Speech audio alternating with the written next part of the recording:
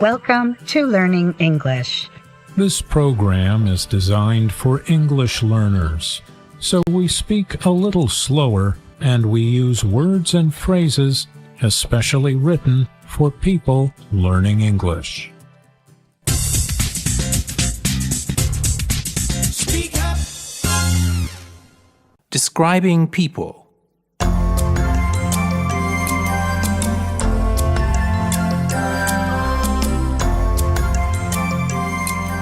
You know, there's something I've often thought about with you two. You're very similar in some ways, but there are a lot of differences. What do you mean, Clive? Well, I've known you two for a long time, and I can't help noticing some pretty striking differences. Like what? Yeah, the way you dress, for example. You both dress very fashionably, but you have your own particular style. What's my style then, Clive? Casual, of course. Look at what you're wearing now. Casual shoes, casual jacket. I mean, when was the last time you wore a tie, for example? Must have been our wedding, wasn't it? I suppose so. Nothing wrong with that, is there? I like the way I dress. I feel comfortable in these clothes. June, on the other hand, is always very smart and looks more conservative. No, I don't think you can tell much from our appearance, Clive. What about personality? Do you think our characters are different as well? Oh, yes, of course they are. What I mean is you're both very self-confident, but there's a difference. Anthony, you'd say you were sociable, wouldn't you? Sociable? Yes, very much so. I really enjoy company. Exactly, whereas June isn't at all outgoing, are you, June? I suppose not. I do enjoy my own company. And that's why you seem shy. It's not that you are, but you seem very shy to someone who doesn't know you. What else have you noticed, Clive? Mainly that you're both very sensitive people. Anthony, I'd say you're sensitive in a slightly negative way. What do you mean? Well, you are quite easily offended. I suppose that's true. I just think people should be a bit more careful about what they say. What about me? You're a very caring person, very sensitive towards others. Anyway, you're two of the nicest people I know, which is why I feel I can say all of this to you.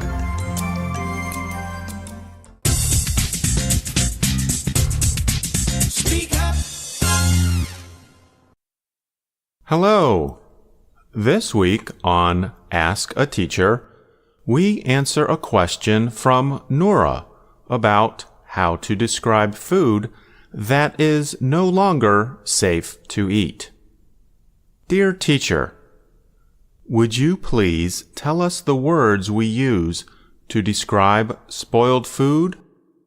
Now, I use only one or two words for all of food types, such as rotten or spoiled. However, in my native language, we use different words for different categories like spoiled vegetables, bread, beverages, and meat dishes. I wonder if it is the same in English too. Thank you for writing to us, Nora. I'm happy to answer this question. Let's begin with the two words you mention, rotten and spoiled. We can use both words to talk about food in general. So, we can say either of the following. That food is rotten. That food is spoiled. But for some foods, we use rotten much more than we use spoiled. For example, we can say rotten eggs, rotten tomatoes, rotten apples, rotten vegetables, rotten fruit, and so on. The most common usage of rotten is with eggs. We use spoiled mostly when talking about meat or milk. Another general term for spoiled food or drink is the expression gone bad. Now, let's look at some other terms we use with certain foods and drinks. Rancid describes foods that contain fats that have started to go bad. These typically include nuts, seeds, and oils. Fish, meat, and poultry can also become rancid. We use the word stale to describe bread that has become hard and difficult to eat. And wilted describes lettuce or other greens that are no longer fresh. Mold is a kind of very small fungus. It makes food go bad and can be found on fruit, bread, and cheese. The adjective we use for mold is moldy. We use the adjective sour or the expression to go sour to describe milk or cream that has started to spoil. Note that there is also a food called sour cream, which is safe to eat and quite tasty. As you can see, a meal with rancid, stale, sour, wilted, moldy, rotten, and spoiled food is one to avoid. For our readers and listeners, do you have a question about American English? Speak up. Many of us might only seek out physical therapists if we are recovering from accidental injuries or surgery. However, medical experts say these specialists can also help prevent many health problems if they are seen on a regular basis. One leader in the industry, Sharon Dunn, even calls physical therapists the best-kept secret in healthcare. Dunn is the past president of the American Physical Therapy Association, APTA. She recently told the Associated Press she thinks people need to look at physical therapists in a new way, as health practitioners who can help identify possible medical issues before they appear. Other health experts share this opinion. They include Roger Herr, the current president of the APTA, and Gammon Earhart of Washington University in St. Louis. They both shared Dunn's prevention message in separate discussions with the AP. Earhart urges people to think about physical therapists just as they do dentists. Even if you're not having any problem, you go in and have everything checked out. She noted that such examinations could help find and deal with problems early. For example, an exam could include a patient's health history and current health, things like physical activity, sleep, nutrition, and so on. This could be followed by a look at how a person is moving. Exams might uncover things like postural issues or unusual body movements. Herr is a big supporter of yearly wellness visits. He told the AP he believes physical therapists can be helpful for all kinds of people, the young, athletes, or anyone who wants to be as independent as possible. In the United States, you can now visit a physical therapist in all 50 states without needing permission from a doctor or surgeon. However, a yearly exam might not be covered by a person's health insurance. This could prevent some from seeking out care. Earhart estimated such a visit in areas across the U.S. Midwest might cost around $150. Herr suggested a cost of $200 to $300 in more costly areas. But both experts said that in the long run, such exams might save money and can add healthy years. I think if people understood more that the way they move might be setting them up for a problem down the line, they'd be much more inclined to see a physical therapist, Earhart said. We are all built differently, so it might be useful to examine children early to see what sports or activities might be good for them. Physical therapists can carry out such early exams. Earhart said, "If we screened kids as they were choosing sports and said, 'This sport is probably not the right kind of stress for the way you are put together,' it could save a lot of pain and problems down the line." She added about children, "Maybe they don't have the hips for ballet." Distance runners could also think this way. Some are built to avoid injuries, despite running many kilometers, while others are not.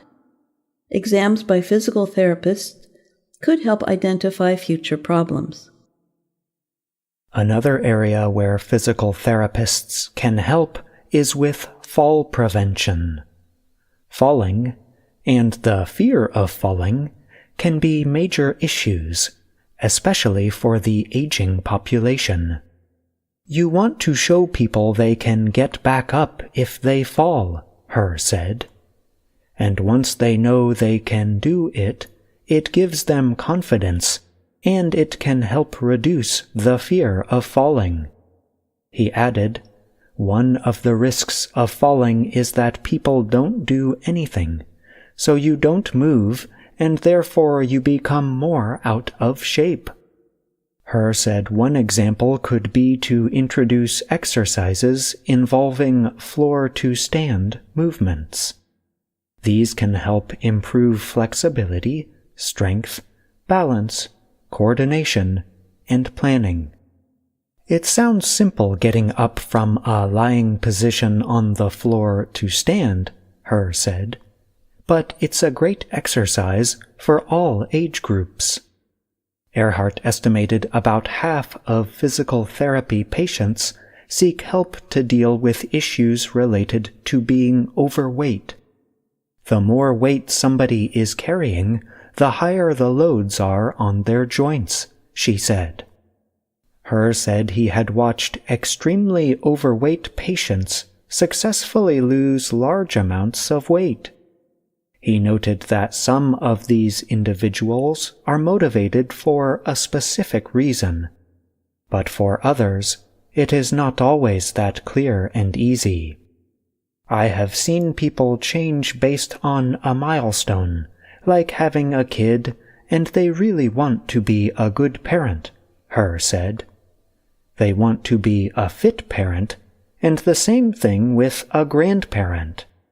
So that motivates people to engage because of a lifestyle change. Speak up. You're listening to The Lesson of the Day on the Learning English podcast. Anna and her roommate go on a road trip to see famous places in the United States. And their plan is ambitious. Ambitious, that's spelled A-M-B-I-T-I-O-U-S,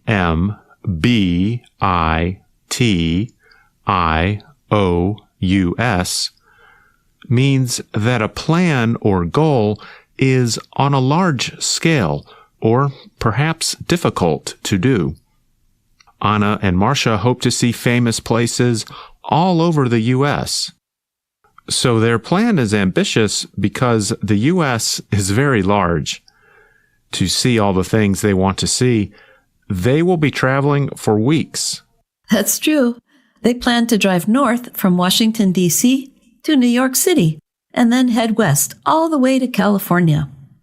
So that's what we call a coast-to-coast trip, all the way from one ocean to the other, in this case from the Atlantic to the Pacific. That's a trip of almost 4,000 kilometers. And then they have to drive back. I guess we could call that a coast-to-coast-to-coast trip. I never thought of it that way, but I guess you're right. Let's listen to Anna and Marcia talk about some of the things they will be seeing.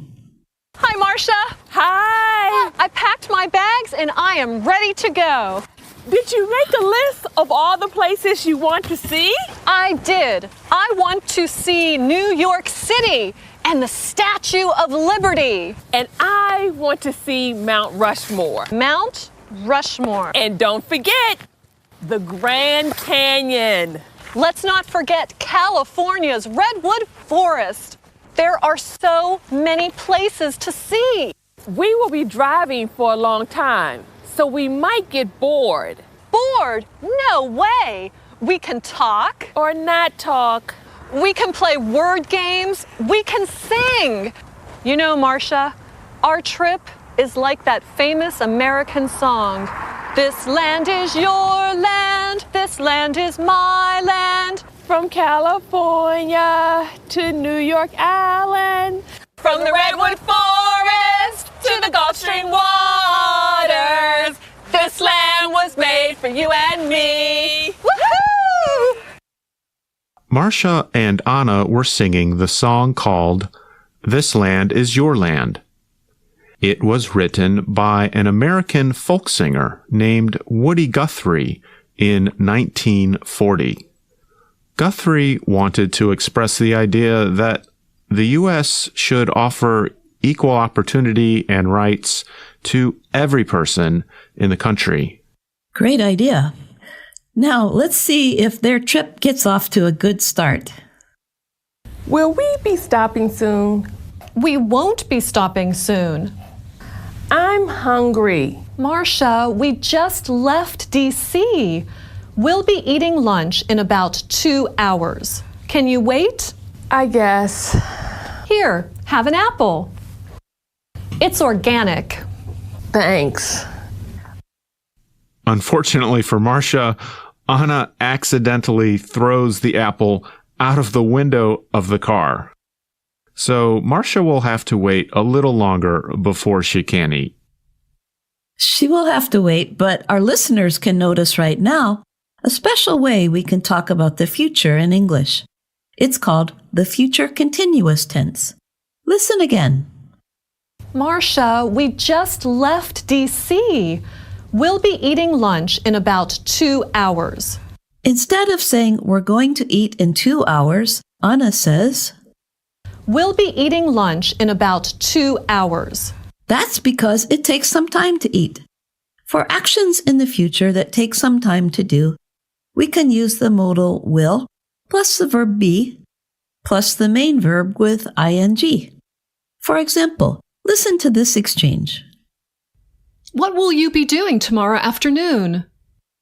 I'll be working from noon until 6 p.m.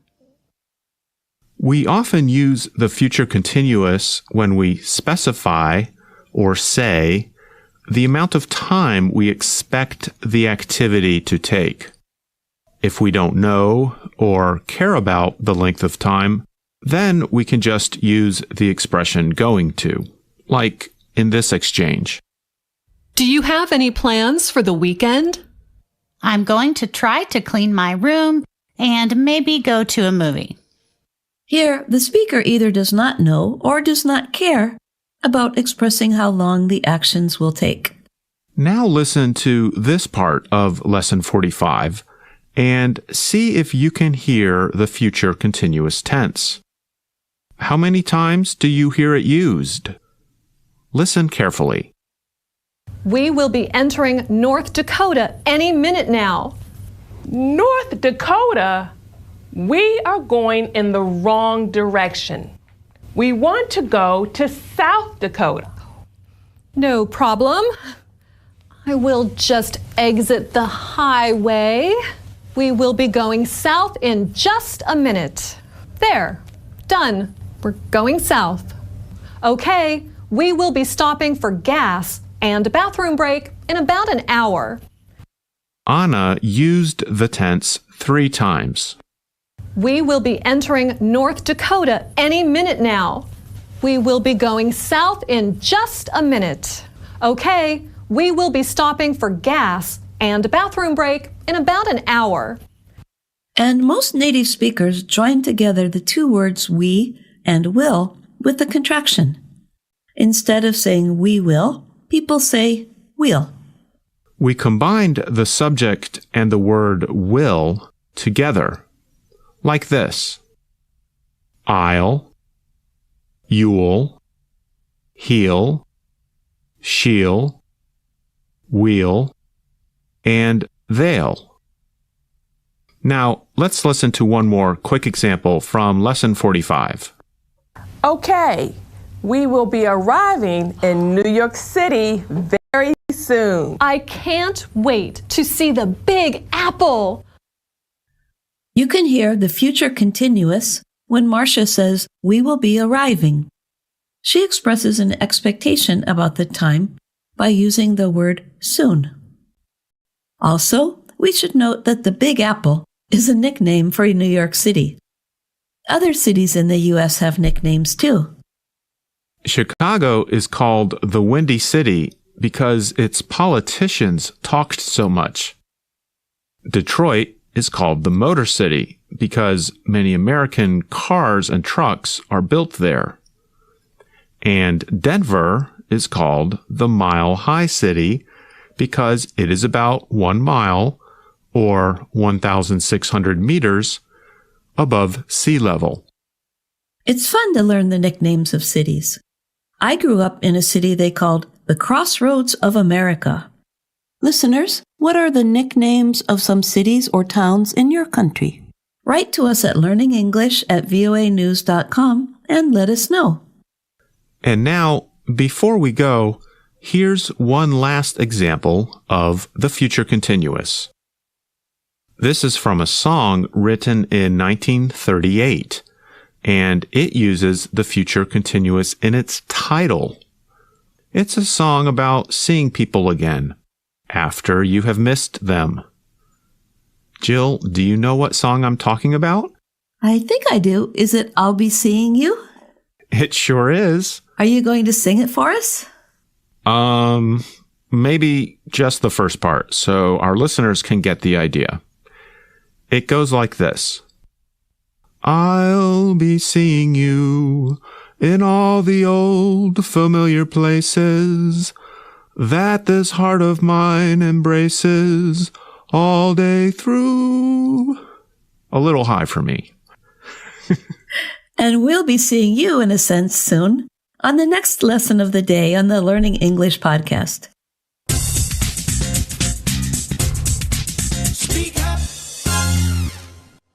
And now, words and their stories. Springtime is a time of renewal and growth. Many plants end their long winter sleep and form new buds and shoots. Beautiful flowers will soon be showing their bright colors. And the grass will grow thicker and greener again. Some flowers bloom in a very noticeable way, but that is not the case with grass. Imagine you are sitting in a grassy field, and you have only one job: to watch the grass grow. That does not sound very interesting. In fact, it sounds really boring. That idea is what gives us the expression, like watching grass grow. We use this expression to describe an experience that is uninteresting. Another good word to describe it is tedious.